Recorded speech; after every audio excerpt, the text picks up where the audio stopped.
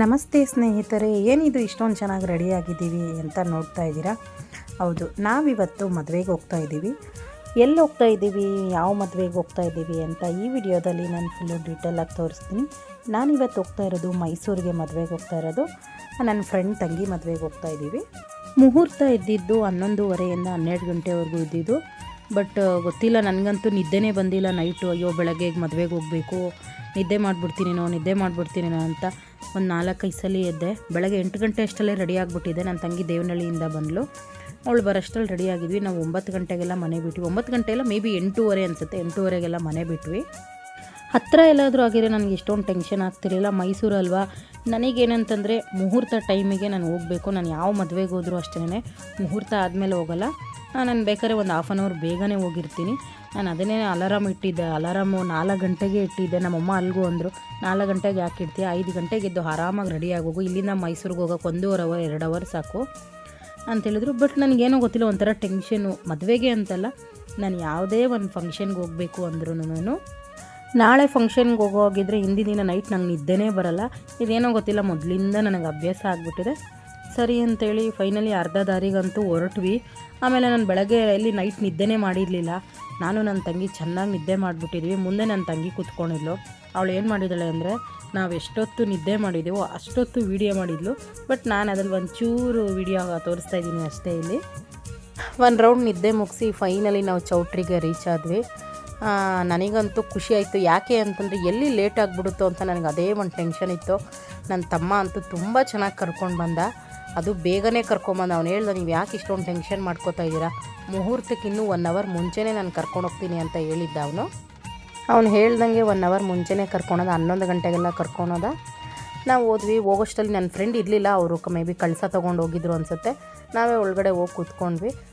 But ಇವ್ರ ಜೊತೆ ನಾನು ಯಾವತ್ತೂ ಎಲ್ಲೂ ಹೊರಗಡೆ ಹೋಗಿಲ್ಲ, ತಿರುಗಾಡಿಲ್ಲ, ಏನಿಲ್ಲ. ಬಟ್ ನನಗೆ ಒಂದು ಒಳ್ಳೆ ಗುಡ್ ಫ್ರೆಂಡ್ ಅಂತಲೇ ಹೇಳ್ಬೋದು. ಯಾವ ಥರ ಅಂತಂದರೆ, ಏನಾದರೂ ಒಂದು ಕಷ್ಟ ಅಂತ ಹೇಳ್ಕೊಂಡಾಗ ಒಂದು ಎಷ್ಟು ಚೆನ್ನಾಗಿ ಸಮಾಧಾನ ಮಾಡ್ತಾರೆ ಅಂದರೆ, ನಮೀಗ ಕಷ್ಟನೇ ಮರ್ತು ಹೋಗಬೇಕು, ಅಷ್ಟು ಚೆನ್ನಾಗಿ ಸಮಾಧಾನ ಮಾಡ್ತಾರೆ. ನಾವು ಹೋಗಿ ಕೂತ್ಕೊಂಡು ನಾನು ನನ್ನ ತಂಗಿದ್ರೆಲ್ಲ ಮಾತಾಡ್ತಿದ್ವಿ. ಅವರು ಕಳಸ ತೊಗೊಂಡೋಗಿದ್ರು ಎಣ್ಣೆನ ಕರ್ಕೊಂಬರೋದಕ್ಕೆ. ಸರಿ ಆಯ್ತು ಅಂತೇಳಿ ನಾವು ಕೂತ್ಕೊಂಡಿದ್ವಿ. ಅಷ್ಟರಲ್ಲಿ ಎಲ್ರಿಗೂ ಅಕ್ಷತೆ ಕೊಡ್ತಾಯಿದ್ರು.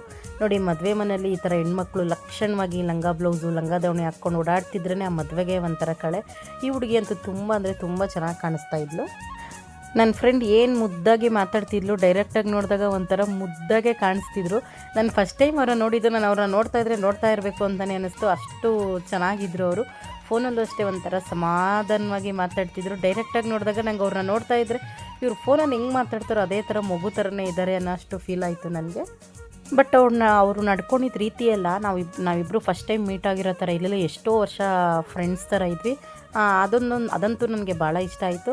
ಸರಿ, ಒಂದು ಸ್ವಲ್ಪ ಟೈಮ್ ಇತ್ತು ಅಲ್ಲೇ. ನಾನು ನನ್ನ ತಂಗಿ ಎಲ್ಲೋದ್ರೂ ನೀವು ನೋಡೇ ಇರ್ತೀರ, ರೀಲ್ಸ್ ಮಾಡಿದೆ ಅಂತೂ ನಾವು ಬರೋದೇ ಇಲ್ಲ. ಆಲ್ಮೋಸ್ಟು ನಾವೆಲ್ಲೇ ಹೋದ್ರೂ ನನ್ನ ತಂಗಿ ಸೇವ್ ಮಾಡಿ ಇಟ್ಕೊಂಡಿರ್ತಾಳೆ ನಾವಿಬ್ಬರು ಮಾಡೋ ರೀಲ್ಸು. 100 ಜನ ಇದ್ದರೂ ಅವಳು ತಲೆ ಕೆಡಿಸ್ಕೊಳ್ಳಲ್ಲ. ನಂದು ಇನ್ನೊಂದು ತಂಗಿಗೆ ವೀಡಿಯೋ ಮಾಡೋದಕ್ಕೆ ಫೋನ್ ಕೊಟ್ಟಿದ್ವಿ. ಅವಳು ಸರಿಯಾಗಿ ಮಾಡಿಲ್ಲ ಅಂತ ನನ್ನ ತಂಗಿ ಅಂತ ಅಂತ ಇದ್ಲು. ನನಗೆ ತುಂಬ ಜನ ನೀವು ಬ್ಲೌಸ್ ಎಲ್ಲಿ ಹೊಲಿಸ್ತೀರಾ ಮತ್ತು ವರ್ಕ್ ಎಲ್ಲಿ ಮಾಡಿಸ್ತೀರಾ ಅಂತ ಕೇಳ್ತಿದ್ದೀರಾ. ಖಂಡಿತ ನಾನು ನೆಕ್ಸ್ಟ್ ವೀಡಿಯೋ ಅದನ್ನೇ ಮಾಡ್ತೀನಿ. ನಾನು ಬ್ಲೌಸ್ ಎಲ್ಲೋಗಿ ಹೊಲಿಸ್ತೀನಿ, ವರ್ಕ್ ಎಲ್ಲಿ ಮಾಡಿಸ್ತೀನಿ ಅಂತ ಅವ್ರ ಕಾಂಟ್ಯಾಕ್ಟ್ ನಂಬರು ನಾನು ಕೊಡ್ತೀನಿ. ಆಮೇಲೆ ಸ್ವಲ್ಪ ಜನ ಕೇಳಿದ್ದಾರೆ ಸ್ಯಾರಿ ಲಿಂಕ್ ಕಳಿಸಿ ಅಂತ. ನಾನು ಇದನ್ನು ಆನ್ಲೈನಲ್ಲಿ ತೊಗೊಂಡಿರೋದಲ್ಲ, ಇದು ಮೈಸೂರು ಸಿಲ್ಕ್ ಸ್ಯಾರಿ. ಇದು ಬಂದು ನಾನು ಲಾಸ್ಟ್ ವೀಡಿಯೋದಲ್ಲಿ ಹೇಳಿದ್ದೆ ರಾಘವೇಂದ್ರ ಸಿಲ್ಕಲ್ಲಿ ತೊಗೊಂಡಿರೋದು ಅಂತ. ಅವ್ರ ಕಾಂಟ್ಯಾಕ್ಟ್ ನಂಬರು ಡೀಟೇಲ್ ಫುಲ್ಲು ನಾನು ಹಾಕಿದ್ದೀನಿ ಆ ವೀಡಿಯೋದಲ್ಲಿ. ಒಂದ್ಸಲ ನೀವು ಹೋಗಿ ಚೆಕ್ ಮಾಡಿ. ಆಮೇಲೆ ಇನ್ನೂ ಒಂದು ಏನಂದರೆ, ನನಗೆ ಏನಂತಲೇ ಗೊತ್ತಿಲ್ಲ, ನಿದ್ದೆ ಅಂದರೆ ನಿದ್ದೆ, ಮೈ ಮೇಲೆ ಜ್ಞಾನ ಇಲ್ಲದೆ ಇರೋಷ್ಟು ನಿದ್ದೆ ಮಾಡಿದ್ದೀನಿ. ಯಾಕೆ ಅಂತಂದರೆ, ಗುರುವಾರ ಪೂಜೆ ಮಾಡೋದಕ್ಕೆ, ರಾಯರ ಪೂಜೆ ಮಾಡೋದಕ್ಕೆ 4:30ಗೆ ಎದ್ದಿದ್ದೆ. ಶುಕ್ರವಾರ ನನ್ನ ತಂಗಿ ಮನೆಗೆ ಹೋಗಿದ್ದೆ, ಅಲ್ಲೂ ನಿದ್ದೆ ಬರಲಿಲ್ಲ. ಇನ್ನು ಶನಿವಾರ ನೈಟ್ ಮದುವೆಗೆ ಹೋಗಬೇಕು ಅಂತ ನಿದ್ದೆನೇ ಬಂದಿಲ್ಲ, ಹಂಗಾಗಿ ಇಷ್ಟು ನಿದ್ದೆ ಮಾಡಿದ್ದೀನಿ. ಈ ಮುದ್ದಾದ ಜೋಡಿಗೆ ಎಲ್ಲರೂ ಆಶೀರ್ವಾದ ಮಾಡಿ, ಯಾವಾಗಲೂ ಇದೇ ಥರ ಖುಷಿಯಾಗಿ 100 ಕಾಲ ಚೆನ್ನಾಗಿರಲಿ ಅಂತ. ನಿಮಗೆಲ್ಲ ಈ ವಿಡಿಯೋ ಇಷ್ಟ ಆಗಿದೆ ಅನ್ಕೋತೀನಿ. Thank you.